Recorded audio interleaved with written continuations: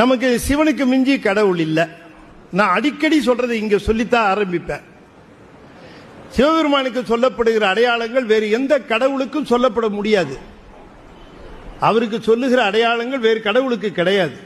அவர் ஒருவருக்குத்தான் சடாமுடி உண்டு, அவர் ஒருவருக்குத்தான் பிறை உண்டு, அவர் ஒருவருக்குத்தான் கங்கை உண்டு, அவர் ஒருவருக்குத்தான் சிரமாலை உண்டு, அவர் ஒருவருக்குத்தான் 3 கண்கள் உண்டு, அவர் ஒருவருக்குத்தான் அருவம் உருவம் அருவுருவம் என்ற நிலைகள் உண்டு, அவர் ஒருவருக்குத்தான் 3ஐயும் தாண்டிய சொரூபம் உண்டு, அவர் ஒருவர் தான் பன்றிக் கொம்பு அணிந்திருப்பார், அவர் ஒருவர் தான் சிரமாலை அணிந்திருப்பார், அவர் ஒருவர் தான் எலும்பு மாலை அணிந்திருப்பார், அவர் ஒருத்தர் தான் சுடுகாட்டில் இருப்பார்.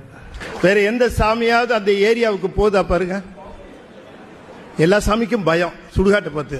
நம்மால் அங்க டயஸ் போட்டு ஆடுறாரு.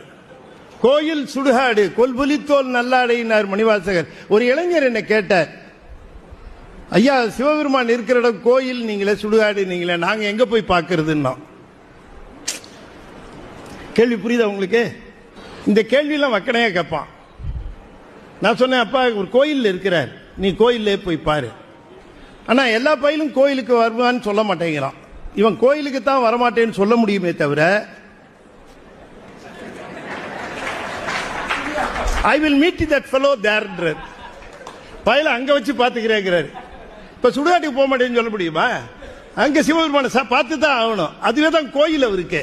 இவன் கோயிலுக்கு போக மாட்டேன்னு சொல்றவெல்லாம் அங்க போய் தான் தீரணும். சிவபெருமான் முழுமுதற் பொருள், பிறப்பு இறப்பு இல்லாதவர். அவர் ஒருத்தர் தான் கடவுள். அவர் தான் பதி.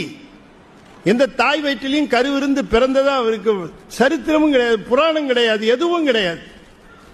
ஒரு பேருக்கு ஒரு கதை கூட கிடையாது. இனிமே இட்டு கட்டினா உண்டு. அவருக்கு எந்த பிறப்பும் கிடையாது.